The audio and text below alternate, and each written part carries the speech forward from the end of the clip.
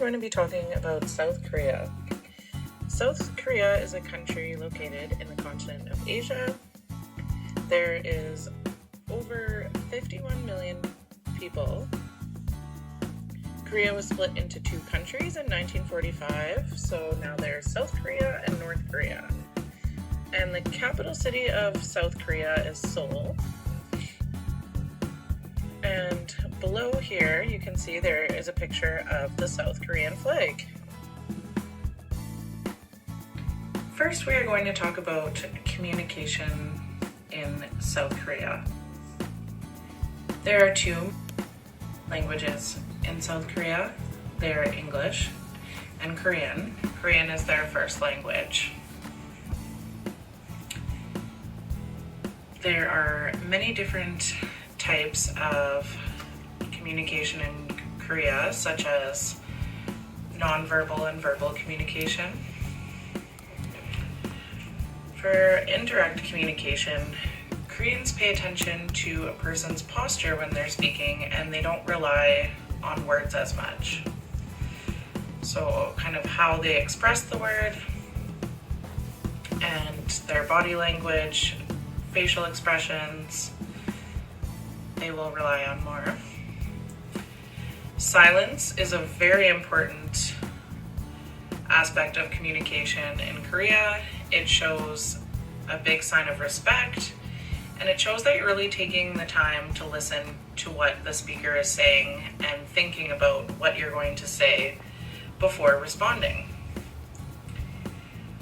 Laughter is not always used when things are funny in Korea.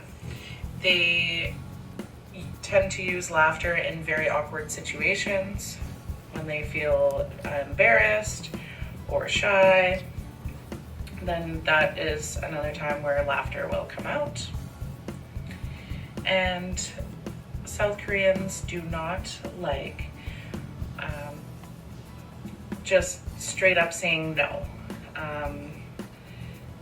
They like to kind of give hints in their speaking and with body language to show that they don't agree or they don't like what the person is saying.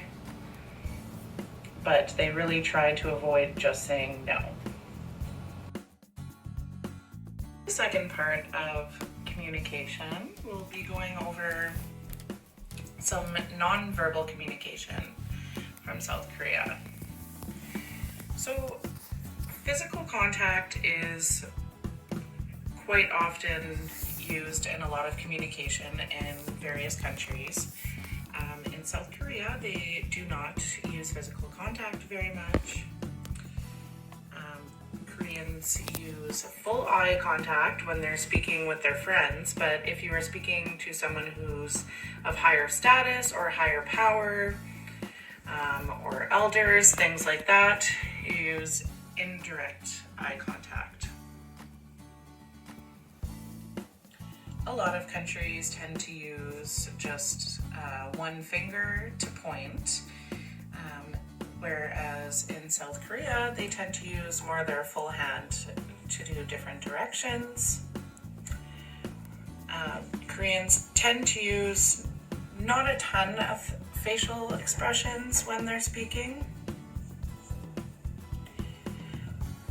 Sneezing in North American culture is quite normal to sneeze in public, but in South Korea, if you sneeze in front of other people, it is considered rude. When South Koreans give or receive something, they usually use both hands or just the right hand. And smiling is also used in Korean communication, but it doesn't always mean happiness. Sometimes smiling can mean that the person is embarrassed.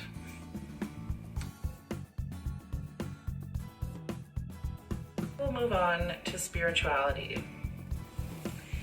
In South Korea, they have the freedom when it comes to choosing their own religion or beliefs. Many South Koreans are now way too busy. They're focused on school, they're focused on their work, working hard, making money. So they have tended to step a bit more away from religion and are less focused on religion. In fact, 56% of South Koreans do not follow a religion, which is a quite high number. That is the majority between the two. So the 44% of South Korea that is religious, there are kind of three main religions that are followed, though there are many others. There's 45% Protestants, 35% Buddhists, 18% is Catholics, and then the remaining 2% is other various religions.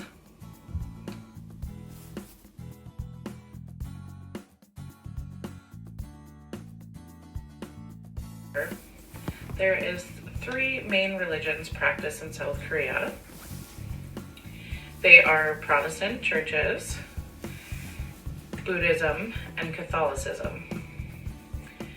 The Protestant religion came to Korea in 1905. Buddhism is the longest running religion of the three, and Buddhism came to Korea in the 4th century. And Catholicism came to Korea in the 17th century.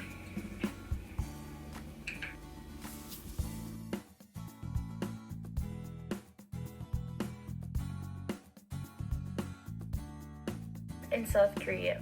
South Korea is in the top 3 of highest suicide rate in the world. The top reason being the school system they have.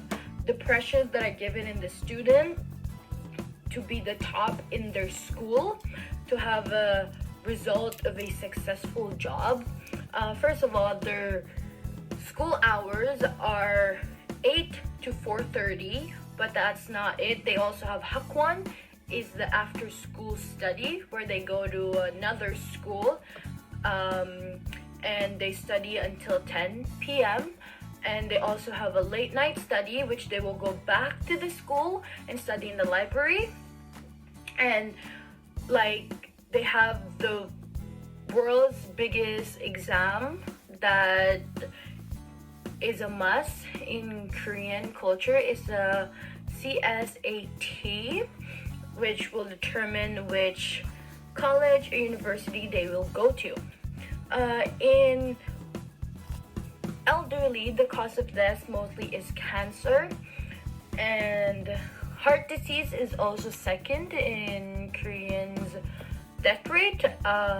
This is because Koreans love drinking. They go drinking after work or just when they're watching, anywhere, anytime. They are high in the ranking of alcohol consumption. 85.6% of people ages 18 and older reported that they have drank alcohol at some point in their life.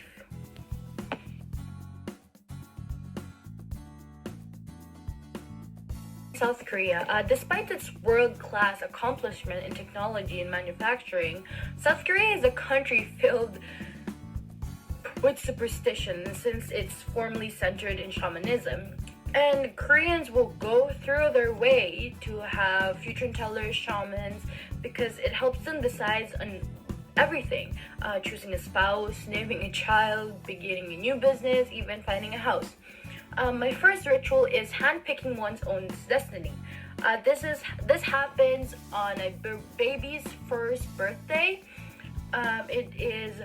This ritual is called Doljabi. It's future telling ritual, which they would place various objects in front of the child, and they would have books, paintbrush, piggy bank, stethoscope, and the child is then encouraged to pick up an object from the table.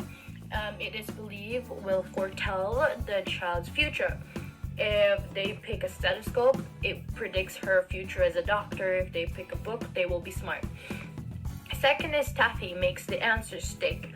Taking the suneng, the traditional standardized university entrance exam, it is one of the most stressful tasks of a Korean entire life. This will decide whether they pass or fail going on in the future. If they're going to be successful, they pass. If they fail, they're just going to be jobless. And that's a big no-no in Korean culture. But before the test, student will receive good luck packages from friends and family to boost their morale. Including among the gift sets is a yacht, a traditional taffy-like Korean candy. Because it is sticky, superstition says that yacht helps the test materials to stick in their mind. Whereas if they had a smooth and soft seaweed soup, it could slip the answer away, so it's avoided. The third one is soup that makes you a year older. Koreans have two birthdays: the Korean birthday, which is in lunar year, and their actual birthday. They must start with the tteokguk, a tasty soup with rice cakes, since it symbolizes purity and that it will bring good fortune in their upcoming year.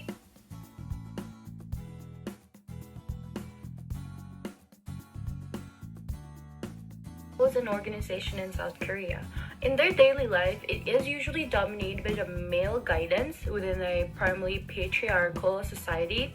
The son usually receives the best education and remains more independent upon their family, even after marriage. The eldest son bears extra responsibility to his family and is supposed to that he will take care of his parents in their old age. In South Korea, arranged marriage are very common. Divorce are rare, but has become more common in the recent year. The mother essentially stays at home to take care of the younger kids and keep the house clean and make food. The daughters are usually the one who will not go to like Hakwon, is after school class. Only the son, because they're the priority, and in business they will be the one who will take over the business instead of the daughter. Even if it's an eldest daughter, it will be the son of the family.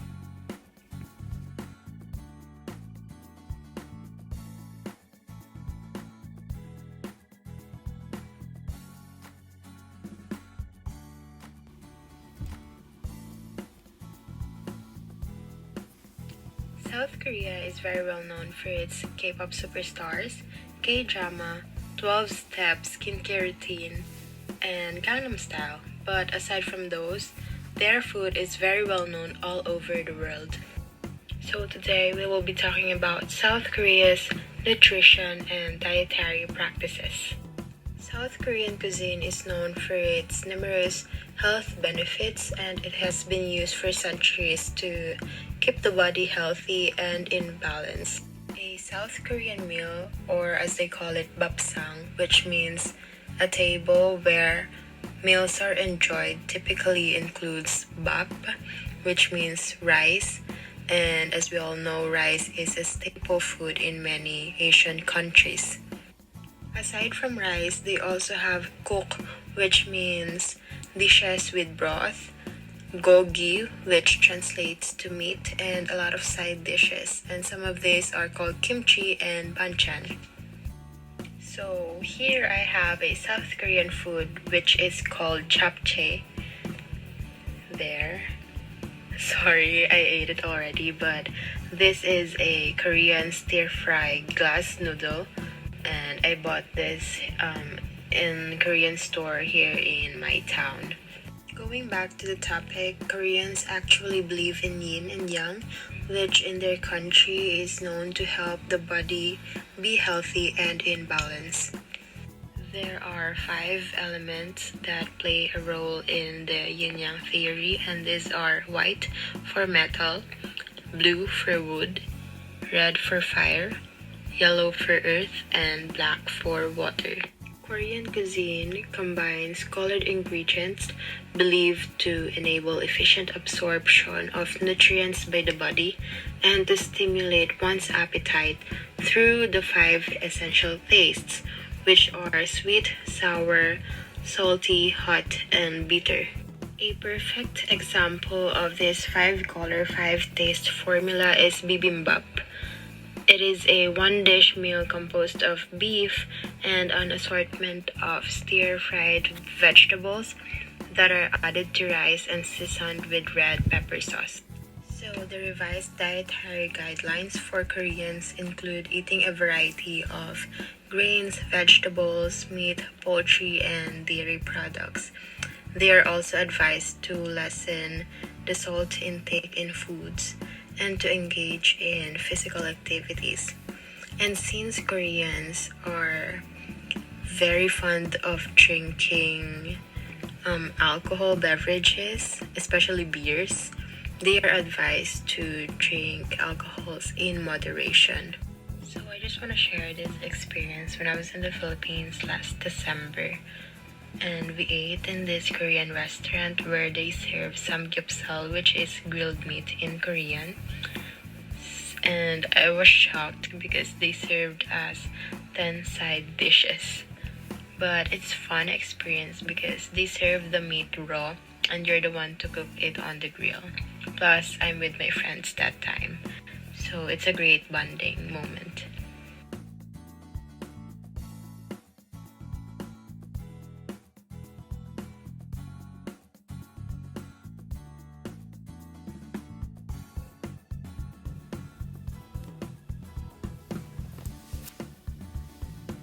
Moving on to South Korea's healthcare practices, the universal health insurance coverage of Korea was planned in 1976 and Korea adopted the policy by 1989.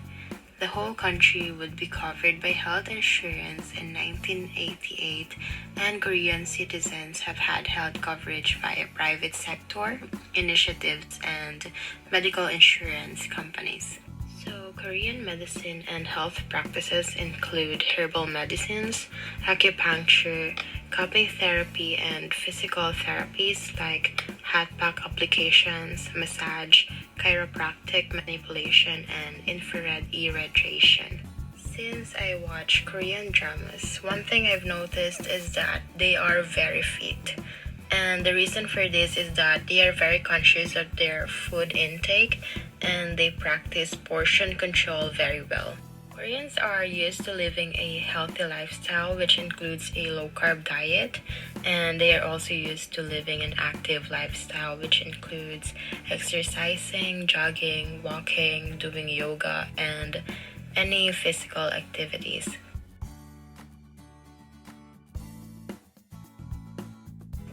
Hi everyone, my name is Lemuel and I will be talking about the two topics on South Korean culture, the pregnancy childbearing practices and result behaviors. Let's get started. In traditional settings during pregnancy, a pregnant woman's mother, mother-in-law, or sister would have a dream. They called it Timong, which will reveal the baby's gender. In South Korea, doctors are prohibited by law from telling the parents the gender of the baby due to a cultural preferences for male babies. Pregnant women would often go to their doctor for prescription of prenatal vitamins. Some would go to some Chinese doctor for herbs and traditional medicine. Various options are also available for pregnant women when it comes to delivering the baby. There are natural birth and home birth.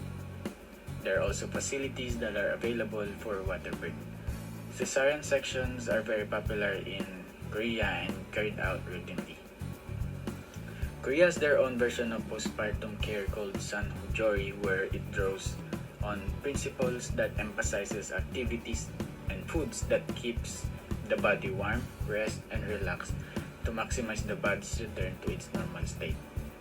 Seaweed soup would also show up on the table every meal for months because it is known to be hydrating, which is important for women while breastfeeding. The 3 weeks confinement period, also known as Saam Chill, where visitors are prohibited to avoid contact with possible source of infection as new mothers and newborns are more vulnerable.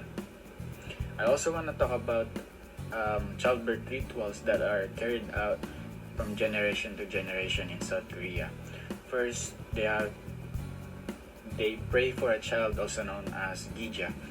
This ritual is widely practiced praying to obtain a baby, particularly a son, because they believe that sons were more important than daughters as a means of continuing their lineage.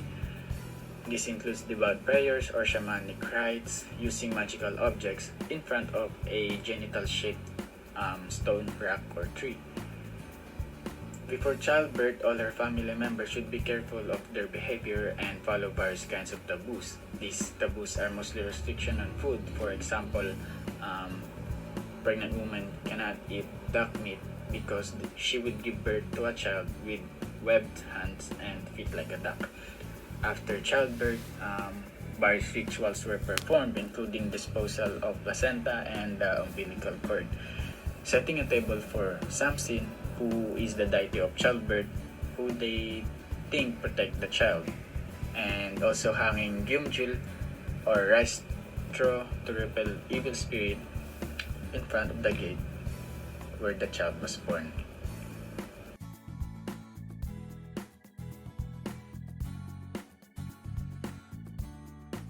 Health risk behavior. More than 80% of deaths in South Korea are caused by chronic diseases such as cancer, which is the number one cause of death in South Korea, followed by heart diseases and pneumonia. Many Koreans are still engaged in unhealthy lifestyle choices, such as smoking. In the study that I found, smoking has been recognized as a number one factor in the development of cancer, cardiovascular diseases, and chronic respiratory diseases. The study showed that smoking rate in men over the age of 20 years old are higher than women. Another risk behavior is drinking habits. Addiction on alcohol affects psychological and sociological behavior, which causes accidents and illness. The study that I found, the drinking rate of men over the 20 years of age was also higher compared to women. Hence, incidents of hepatitis and liver cancer are increasing due to excessive drinking. Another one is obesity. People with obesity are more likely to suffer from bad lifestyle choices. Diseases such as hypertension and diabetes. Eating habits. People who have a habit of eating large amounts of food at once tend to become obese, and excessive intake of animal fat is known to be associated with cardiovascular diseases such as hypertension, hyperlipidemia, and stroke. The lack of exercise also has been found to be strongly related to coronary heart disease and mortality. Exercise is known to have an effect of improving health status and self-confidence as relation to problems such as coronary artery disease, hypertension, obesity, non-insulin diabetes, and osteoporosis.